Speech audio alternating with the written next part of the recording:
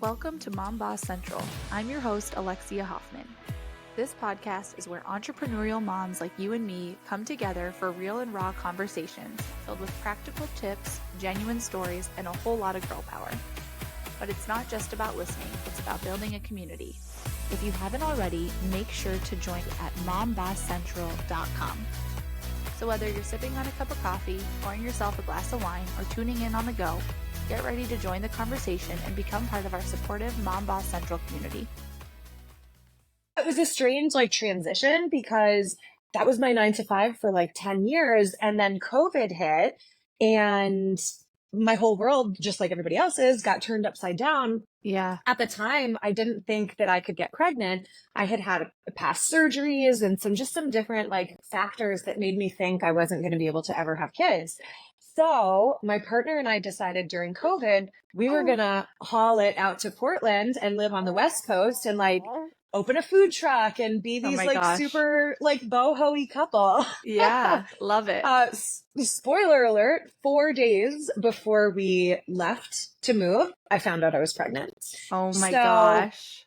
It turned our whole world upside down. We still moved. Hindsight, we shouldn't have moved, but we still moved.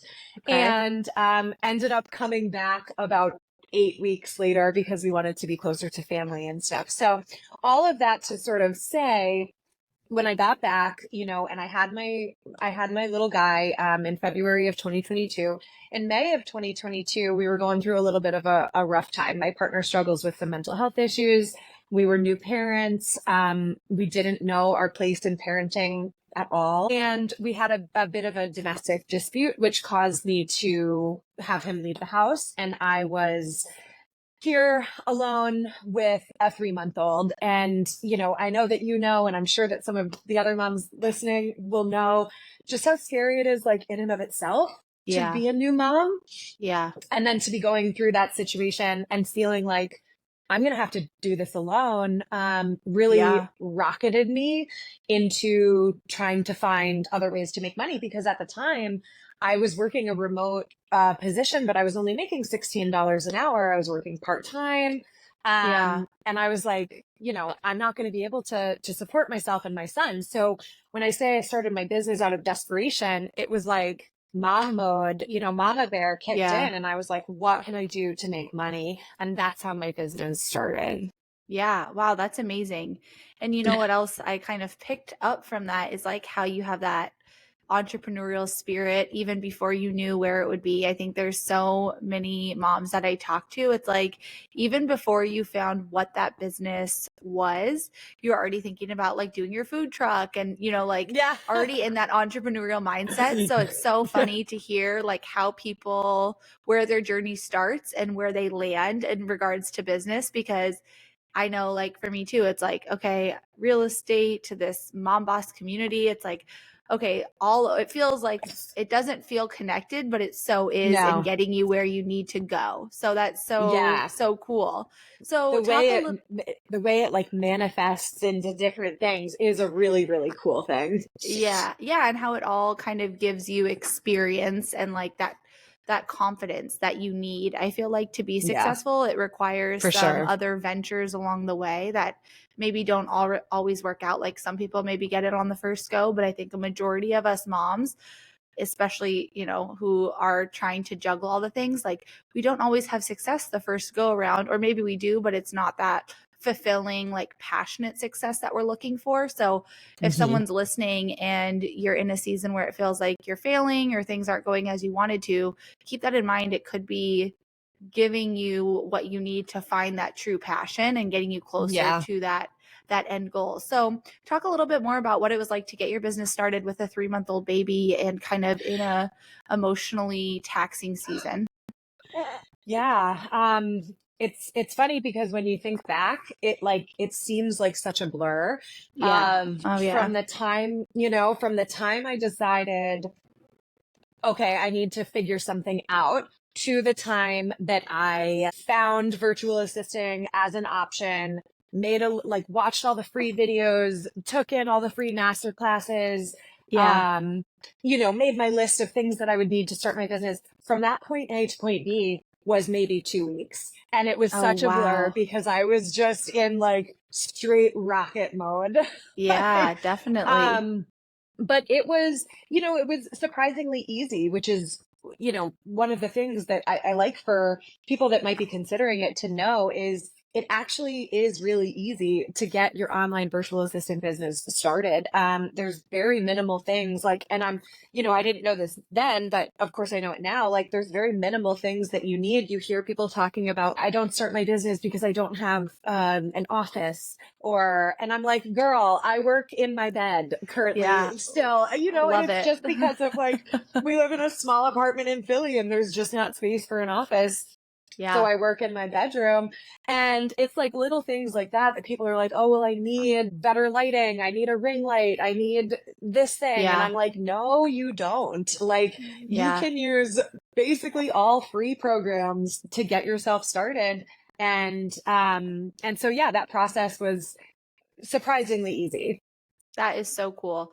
Yeah, I think that's huge what you just said because I think it is so easy to kind of get in the web of excuses. And I say that with no judgment and no Mhm. disrespect because I think we've all been there, regardless of, what point of your business, too. It's really easy to get caught up in the little things of like, oh, before I can do this, I need to do that. And that can feel so daunting and heavy, whether it be, the startup costs, the ring light, the location, or whether it's scaling your business and taking, a big financial investment or investing in yourself by going to a conference or, doing things like that. It can feel so overwhelming to take that next step sometimes. But I think it's important to really do a deep dive. And I think part of that is having an accountability partner of like, okay, how much of this is a real valid roadblock and how much of it is it almost like an Yeah. excuse I'm using because it's uncomfortable to take that next step. And I totally agree with that because I feel like I also do coaching in my business and I kind of call it like big sister coaching because Yeah. I'm not like, I'm not here to sugarcoat it for you, but I'm Yep. also not here to like come down on you or judge Yeah. you or anything like that. But when I do hear those little things, I like to point them out because it is the difference between, am I just making an excuse or is this a legitimate obstacle or challenge or something that I need to work more on? But I do it and I still do it. I'm not a perfect person or a perfect coach or anything like that. And I still like make excuses. Well, I'm not going to do that live story today because Yeah. X, Y, and Z. And I'm like, what am I even doing? So Yeah. that's part of what I help people with is that mindset shift of, you know, if you're waiting for something else to be able to do it, like why? What are you waiting on? Yes. Why are you waiting? What's preventing you from doing it right now? Yeah, I think that's so important. And I also do coaching. And when I first had a business coach, it was in the context of my partner's coach. He let me, get on the calls with them and both guys, and they have kids, but it's a very different conversation. And the mentality, I think, is super different. And that was a huge reason why I wanted to create the Mom Boss Central community of like, okay, maybe you can't afford a coach right now, but can you find an accountability partner, someone else who's in a similar season, who's also trying to juggle business, juggle being a mom, and can you guys have these conversations? You don't need a coach to ask those questions and to Exactly. audit yourself and your business and really get down to like how much of this am I being, truthful on to myself? Because I think sometimes Yeah. the first person that we kind of play and, twist the reality with things is ourselves because it's so easy to get into that 100%. narrative of like, okay, well, I can't do it because of this. But as soon as you start talking about it and really sharing your goals with the world, whether that be one person or it be social media, but once you speak it and you put it out there, it becomes so much more attainable. And I think that's Yeah. like a huge piece of it that people don't realize. If you've never shared a big goal before, it can feel like, okay, I don't really want to say it until I have it all figured out. But by sharing it, resources will become so much more abundant than you've ever realized. 100%. And that is one of the biggest things, like when someone is starting their virtual assistant business, and this was told to me, by my coaches, is you have to say you're a virtual assistant. Yeah. You just have to say that you are, and then Yeah. you are. You Yeah. don't wait for someone else to say that you are, and you do have to announce it. Put it on your personal Facebook, put it on your Instagram, Yes. like tell your family and friends that this is what I'm doing now. Yes. And, and then that makes it feel real 100%. And it's almost like the push that you need, like you can't take it back. You told Yes. everybody and now you have to deliver. But 100%. I think when you do that, you find that people are so supportive. Like in your head, sometimes, in my head anyway, I make up this narrative of, people are going to make fun of me. They're going to wonder, why is she doing this? Like they're going to have Yeah. all these questions. But in reality, everybody was supportive. Everybody's curious about what you're Yeah. doing. Everybody knows someone that could use your services. So now you're getting referrals. It truly is just the first step to moving forward, is telling everybody. Yeah. And I think what you said too about like being aware of what people are saying and thinking, like that is such an important thing to talk about, because I know someone that I was coaching, she had brought it up like, oh my gosh, what are people that I used to work with going to say or think? And it's like, well, let's flip that script. What do you think when you see somebody that you knew from an old job or from high school or college, and you see them starting a new business? Are you thinking something negative about them? Are Right. are you saying bad things about them? No. I mean, No, I can say 9 out maybe, of but 10 no. times. Yeah, probably not. I'm going to say 9 out of 10 times you probably are like, wow, that's awesome. And then you forget about it. Like, I Yes. mean, truly, Yep. how many things do you see on social media where it's like, oh, how cool. And then you totally forgot. You're not going to sit around at night thinking about this person that you knew from years ago Not at starting a all. business and, talking about, wow, I think they're really going to fail. And nobody does Yeah. that. So I think Nobody that's does the thing it. to remember. Yeah, if you're at that point and you're listening to this and you're kind of have that hesitation because you're worried about what people think, flip the script and think about what you think when you see people online, and it will probably shock you how supportive people will be and how easy it is to find supporters once you start sharing what you're doing.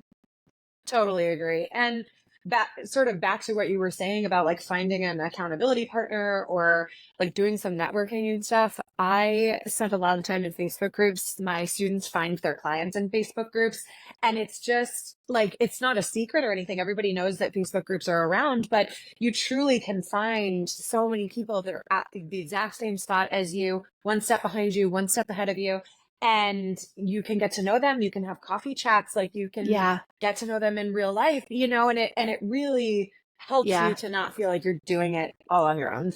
Yeah, that's so with Mom Boss Central, that's what I've been working on with like our virtual networking events and our different, community pages like on the website where you can find an accountability partner and it's going to be somebody who's like-minded in the sense they're a mom and they're an entrepreneur. So I think that is so huge at any point in your business. I think sometimes we get caught up with, oh, I have to accomplish a certain thing before I can find an accountability partner, before I can reach out to other entrepreneurs. But it's like, if you have that entrepreneurial mindset, right, we're on the same page, because you can find someone else who is either going to help you because they're farther along or someone who's at a similar season, one of the two, right? It doesn't Absolutely. have to be exactly apples to apples, but if there's somebody who's willing to have those conversations with you, like take advantage of that. Don't be scared and don't wait, because you don't know how much progress you can make in the meantime that you otherwise Right. wouldn't if you're waiting until you do X, Y, and Z. Exactly. Yeah. So 100%. with you getting your business up and running and having a baby, and now, obviously it's scaled and you're still, I mean, within the last 2 years, what has it been like juggling business as kind of being the provider for your family and then also finding that time with your family? So, I'm not gonna lie, there's a lot of pressure that I feel. If Yeah. I'm being really transparent, when you're the sole provider, Yeah. there's a lot riding on it. And so, I try to navigate that pressure, just, it's kind of talking that negative mindset out of my head, which is, I'm skilled, I'm talented, and there's always more clients. I kind of go through that Yeah. in my head when I start to listen to those negative voices. Yeah. But the other part of it, I think, is, and I heard about mom guilt, right? Before I was a mom, but Mm-hmm. now I kind of experience it. And I swear I won't just talk about the negatives because there are positives too, but I feel that mom guilt because it's hard when you're in the other room. Like, it's nice to be home with him and I can help make him lunch and I can take him for a walk during the day or I can do all of these things. Yeah. But it doesn't seem like enough sometimes. Sometimes I feel Yes. like, I have to pull away from my work because he hasn't seen me in an hour. And Mm-hmm. so I daily struggle with that mom guilt of like trying to be with him. But ultimately it it's just such a blessing to be able to work in the other room and hear him playing, with his dad across the house. And I know he's taken care of. I know he's happy.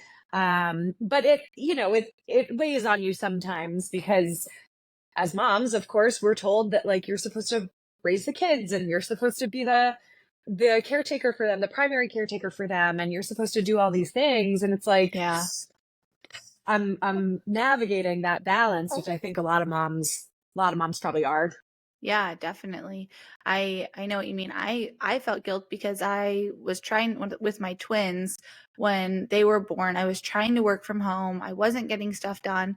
So then the struggle was, okay, do I leave? Right now I'm away Mhm. from my kids, or do I stay? And it was like, okay, I'm already not with them at the house, but for some reason it felt like it was wrong to want to Yeah. leave them. So I completely know. I think that that takes some balance, or maybe that balance Mhm. isn't the right word. It takes like a finding your own rhythm, I think, of Mhm. what works for you and realizing it's not a one size fits all. And also different seasons bring different things. And I think that's one of the things that I love about being an entrepreneur. And that's why I always wanted to run my own business, because I knew when I had kids, I needed to have that flexibility of being Yeah. able to say, I'm not going to work on a Wednesday morning if I want to take them to a doctor's appointment, or if we want Mhm. to go on a vacation in the middle of a week, we can do that, right? Like, and Yeah. with my husband, it's so interesting too, because becoming an entrepreneur and having kids, one of the things that I always thought about was that freedom to travel. Well, when Mhm.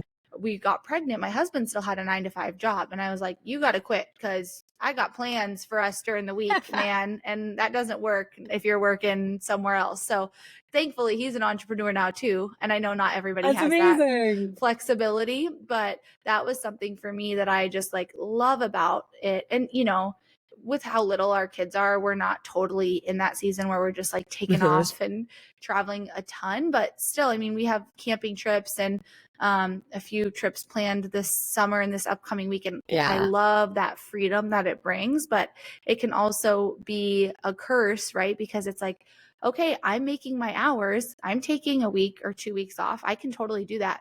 But then I'm also the one who, when I'm working till midnight, nobody's stopping me and saying, hey, you've worked over Right. your 40 hours this Yeah. week, so spend some more time with your kids. So I think that's where that Yep. guilt can also come into play, is having that flexibility, but then also being responsible to turn it off and finding that balance. Mhm. Absolutely. Yeah, and it's difficult to navigate, but when you, like you said, when you get into a rhythm and then it just all seems to kind of flow. Like you might try a couple of different things and they don't work, but once you Yeah. hit that rhythm, it's like, okay, now I know like my day doesn't start until 9:30. I spend the Mm-hmm. first 2 hours of the day with my son, helping with breakfast, watching Mickey Yes. Mouse, doing whatever. And Yep. then, mom starts work at 9:30 and then I see him, a couple hours later and then I see him after his nap and like it all kind of fell into place, but it definitely took a while to get there. Yeah, I think that is so important too, because something that I thought was in the newborn stage, I definitely have a later start time. And Mhm. at first, I felt like this pull of like, oh, I need to get in the office early and I need to do certain things or do things a certain way, like what society says I need to. And it's like, okay, if that's not working for me, why am I fighting so hard to make that work, when the whole reason that I became an entrepreneur, a big part of it was to have that flexibility. So I think like being okay with not doing things the way society necessarily expects Mhm. you to is a huge piece of like listening to your intuition, as both a business owner and a mom, because I think like you said, like, you know, in the morning, if that's your special time, like enjoy that. Why would you take time away and feel guilty? Or for me, it was like, I'm like rushing, trying so hard to get out of the house and feeling like I'm late, right? I didn't have any morning meetings. There wasn't any reason I had to be in the office at that certain time. But I was like miserable, making myself miserable because I wasn't enjoying my time with my kids because I was trying to leave, and then being what I was declaring late for no reason. So to adjust in that season of newborn, say, okay, I'm going to get into the office a little later. Like that's okay. And that's what works for me right now. And it's not going to be forever. I can go back to getting in earlier. I can go back to morning meetings if I want. But for right now, this is what feels good. And, you know, I just think it's like listening to that intuition and not being so quick to say no to something just because that's what you knew from a previous standard that isn't what you're currently held to. So I just think that's so important for people to think about too, is like, what are you doing because you think you're supposed to, not because it feels good. Absolutely. And that's a hard one, you know, in the beginning to try to, you know, suss out is, am I doing this because I think that I should do it? Or am I doing it because it actually aligns with like what I'm trying to achieve? And what feels good to me.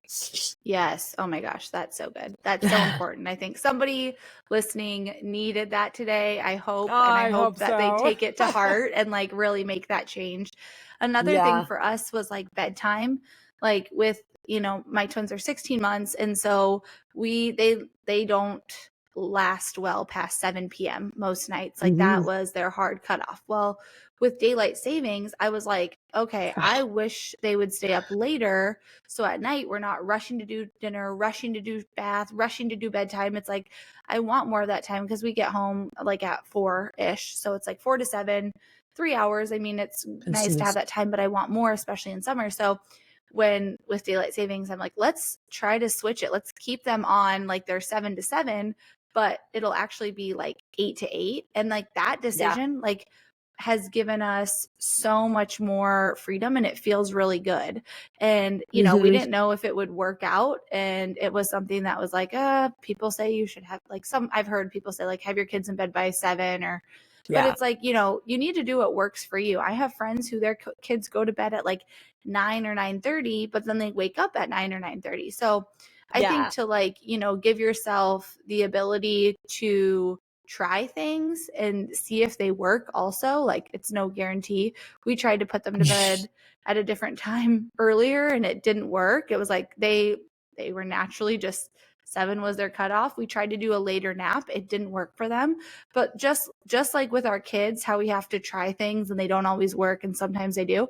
Same with our business. Like it's okay to try something and it not work. That's part of it. One of my coaches, and I'm sure that people have heard this before, but it sticks in my head. One of my coaches said just to fail forward. Yes. You know, like if something doesn't work, it's fine. Just try again, you know, try differently, just try, you know, because just because one thing didn't work doesn't mean another is. And like you were saying about daylight savings, I mean, we did the same thing. We switched it. We pushed it a little bit later. And, you know, for us, luckily, I'm gonna knock on wood, luckily that worked. And he didn't even, he was none the wiser. Yeah, exactly. And I was like, great. But I was so nervous to try it because I'm like, this could be an absolute disaster. Yes. But it wasn't. Yeah, exactly. That's you know, huge, so you never know I think until it you is, try. Yeah.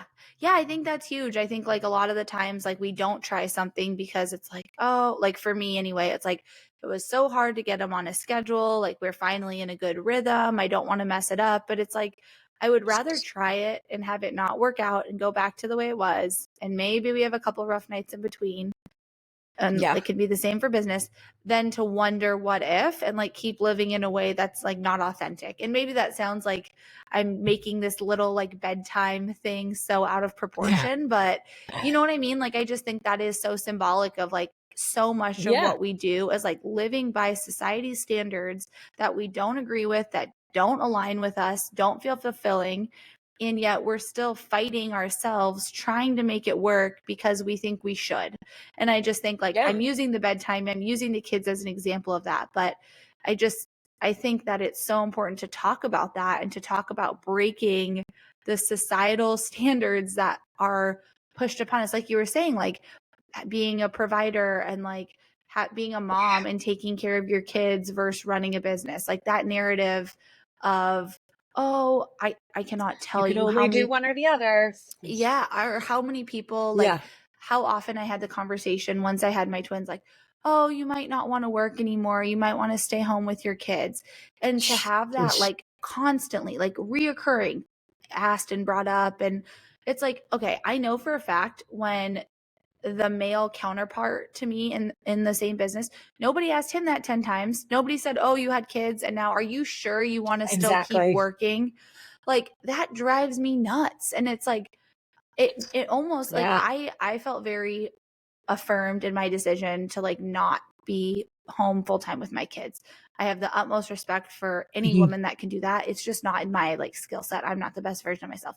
However, it is so easy to one, take that with like shame and guilt, and two, to like question your decisions when someone's in the back of your head like asking you and like almost trying to place that doubt, like, oh, are you sure? You might change your mind. Like I hate that. I think it's like that Yeah. is a societal standard that somebody else decided. And like we are out here breaking those standards, but we need to be like reaffirmed in that decision, not questioned because of what previously was. Exactly. Yeah. And we've been navigating for 2 years this like this against the norm type situation where my partner is the stay-at-home dad. And it's so funny, like, because over the years, you do have people, that kind of, they have a negative spin on that, right? That he's Yeah. staying at home and you're the one that's working. And when you switch it in your head, it's just like, you would never tell that. You would never say that to a stay-at-home mom. Yeah. That's their job, and they are providing unpaid labor for you, and they're Yeah. making everything go round, and you would never say that to them, but they say it to the stay-at-home dads. And so that's one of the things that we've been trying to normalize in, like, with my students and with my clients and with what I talk about, is just that, like, yeah, it's okay to flip those scripts. Like, someone, sorry, but probably a man, wrote those, and Yeah. it's fine to flip it, and it's totally doable. Totally Yeah. doable. Yeah, I saw something on social media and it was like, okay, if I go to work, so here, I'll use myself as an example. I have someone who is we pay to watch our kids. We have someone we pay to clean our house, to help like around the house, right? When I hire those other people, it's a job. But when a mom or a dad is doing it, it's no longer a job. Like, what is that? Yeah. That makes Yeah. no sense. They should be paid It's more nuts. because it's their own. Exactly. So it's like, I think, and that's like what I say, like about, full stay at home, full time moms, dads, however you want to phrase it, or like working within the house. I think that's the hardest job. I mean, truly. And I think it's like, you know what, their income is through you because you're going to Yeah. pay someone else if they go out of the house to do it. So why wouldn't Yeah. you quote unquote pay them? I mean, it's not necessarily like a paycheck, Right. but it's like the shared income, right? It's the Yeah. same conversation. And I always try to affirm with him, like, I wouldn't be able to do what I do unless you do what you do. Like, Yeah. truly, it's a team. And it sounds really cliche, but like, I can't be working in another room for 4 or 5 hours a day if you're not taking care of him. Yeah. And so it's that teamwork. And then the other thing I just want to like quickly touch on is, because the cost of childcare is so ridiculous, it's like, when Yeah. you do the math, it doesn't even make sense for Yeah. him to go out. In some situations, I'm sure that some people's situations, it does make sense, and that's totally fine. Yeah. But in our case, it doesn't even make sense for him to go out and try to get a job and then pay someone to watch our little guy, because the cost of childcare just eats it up. And then it's like, Yeah. okay, well, then we're having someone else watch him and we're making less. Like, this Yeah. doesn't make sense. Yeah, exactly. I think that, that is just so, so important to talk about too, because I think like as an entrepreneur and as a mom, I know I've said this 1,000 times, it's just like, it's so important to do what works for you and to really be confident in your decisions, because it's so easy to see someone else doing something and think, oh, do I have to do it that way? That's what works for them. So that must be the right way. And it's like, there is no handbook for being a mom. There is a lot of books written on how to be an entrepreneur, but there's not a handbook on how to be a mom and a business owner. And it's like, I always say, if somebody had figured out how to be the perfect parent, right? Like, oh, spend this many hours a day with your kid, or, you know, if you stay home, your kid's definitely never going to have any problems. Like, sure, we'd all be doing it. But from what I've seen, nobody has figured it out. There's no science, there's no formula, there's nothing that's like, if you do this, then your kid will have no pain, no problems, no issues. Like that does not exist. Like we live in an imperfect world, unfortunately.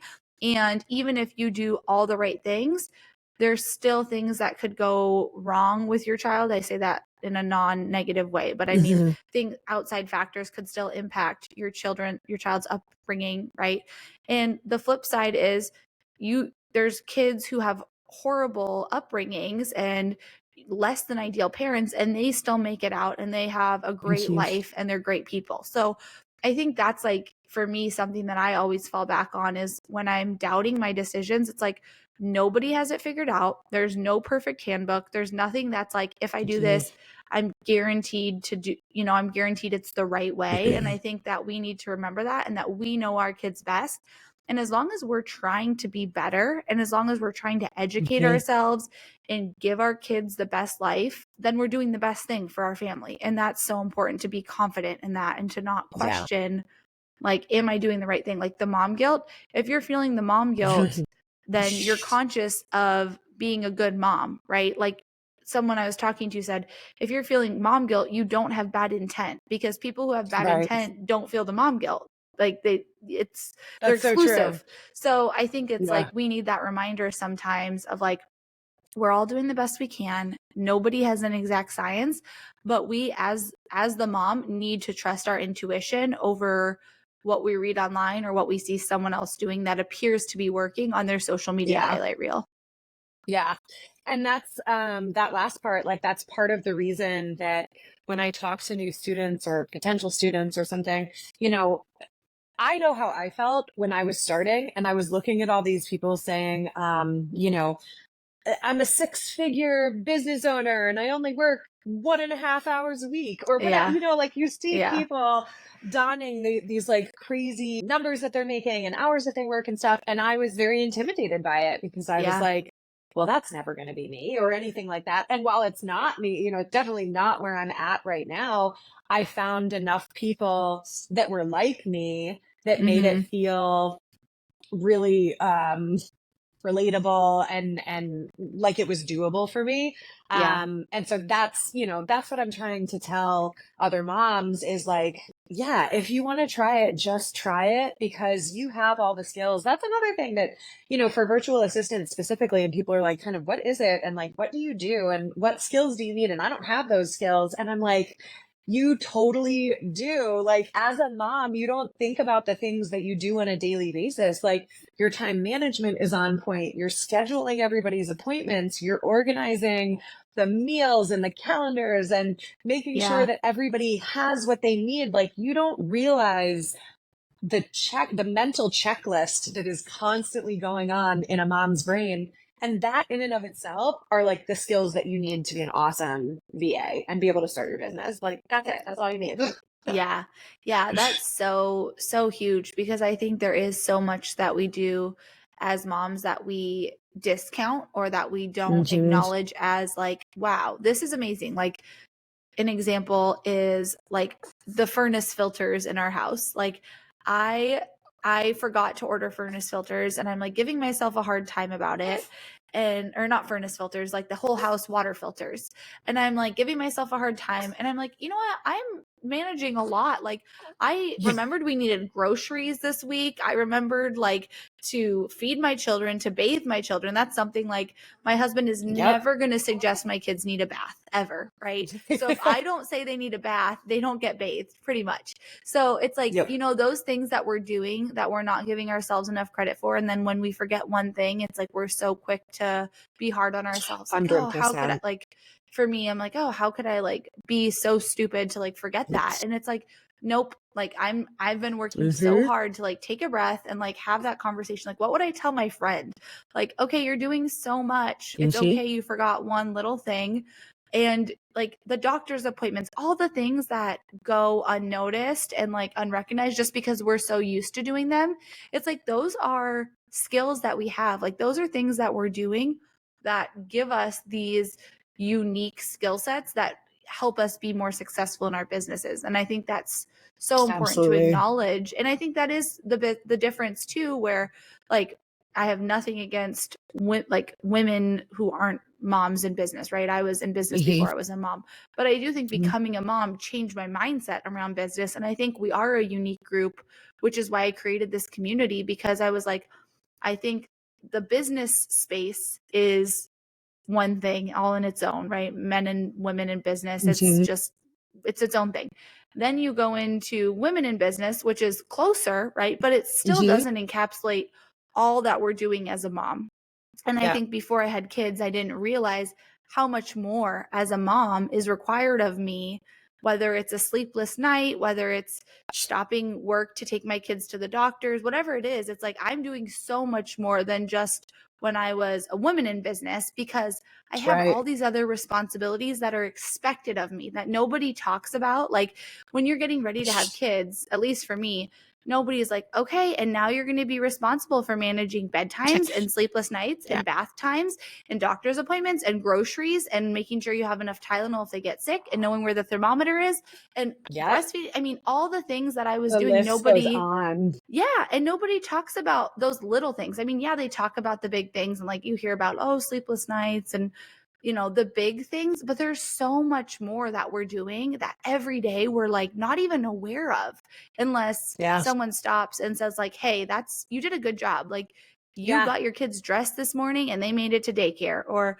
you know what? You gave them a bath this month. Like that's a win. We'll take it. Right. So exactly. So I think just like to be aware of that and realize those skills do translate and give yourself credit. Like, even if you feel like you've accomplished nothing, I guarantee you have. Like, try to reframe that in your mind and acknowledge the little things, because if you were looking at someone else if you were looking at yourself from the outside in, or like looking at a friend doing it, you would have so much more compassion and you'd be able to identify their skill sets a lot easier than sometimes we're able to do like on our own. So absolutely. And like you said, you just have to give yourself some grace. Like you're probably never going to hit it out of the park 100 times out of 100, but that's okay. And what you're doing is absolutely enough. And it's just kind of incredible. Like now that I'm a mom, it's kind of incredible to think about all the things that we do and manage, and it's just nuts. Yeah, I agree. Well, Jessica, I am so grateful for this conversation. I have Thank loved you. talking to you Me about too. all of the real and honest and raw and hard parts about doing all of the things, and also how much joy you can feel when you are living into that alignment and to following your intuition and trusting what works for yourself and your family. So I'm so grateful for you being here. If someone wants to connect with you, where can they find you and what do you offer? Yeah. So my business is called Jessica Hamlin Services, and I'm on Instagram, I'm on Facebook, and I'm on LinkedIn. And a couple of the things that I offer. So I do have some free like printables and stuff. So if anybody is listening and you just, no sales pitch or anything like that, you just want like some free stuff, reach out to me, because I have a skills checklist that is can help you kind of tailor what you think you want to offer. But aside from free printables, so I offer one-to-one coaching for 3 months at a time. But coming up, and my newest offer is a 10-day boot camp. So it's called 10 Day to VA, and it's going to be in a private Facebook community. And I walk you through start to finish how to get your business up and running, how to market yourself, how to overcome your mindset issues. We just go through it all. So it's kind of buttoned up, because it wasn't buttoned up for me when I started, and I wanted to make it really easy for other people. So that's going to be coming up. the first round of it is going to start mid-April, and then there's going to be a round every month. So the pre-sale for it is $39. So if anybody is interested in joining the boot camp, we'll have a link, I think, in the notes. And yes, I would just love to support, moms, single moms that, I'll put out there, single moms that are trying to make ends meet, and you're working your 9 to 5 and it's not enough. Consider, you hear side hustles all the time, consider virtual assistants as a side hustle, because you really can do it in very few hours, and it can be really lucrative, and it can turn into your full-time gig. Yeah. So I would just love connecting with you. Thank you so much. Yeah, I love it. Thank you so much for sharing that. And I am so excited to hear the impact that you had on all the moms listening, because I think you shared such good information, and it was just such an important conversation to not always talk about the sexy things behind running a business, but it's like we need to be having these conversations, and we need to continue to support this community, because that is what it's all about. We're all kind of navigating this together and figuring it out. Yes. So thank you again, Jessica. I'm so grateful. Thank you so much. Having you on the show. Thank you so much. I appreciate you. Thanks for joining us on this episode of Mom Boss Central. I hope you found inspiration, encouragement, and maybe even a few new strategies to rock your mom boss journey. Remember, you're not alone. We're all in this together. And don't forget to share the love with your fellow mom bosses. Make sure to join the community at mombosscentral.com. It's completely free and a space to connect with like-minded women. All you have to do is sign up and start connecting. Until next time, keep pursuing your passions and living authentically. We're so happy to have you as part of the Mom Boss Central community.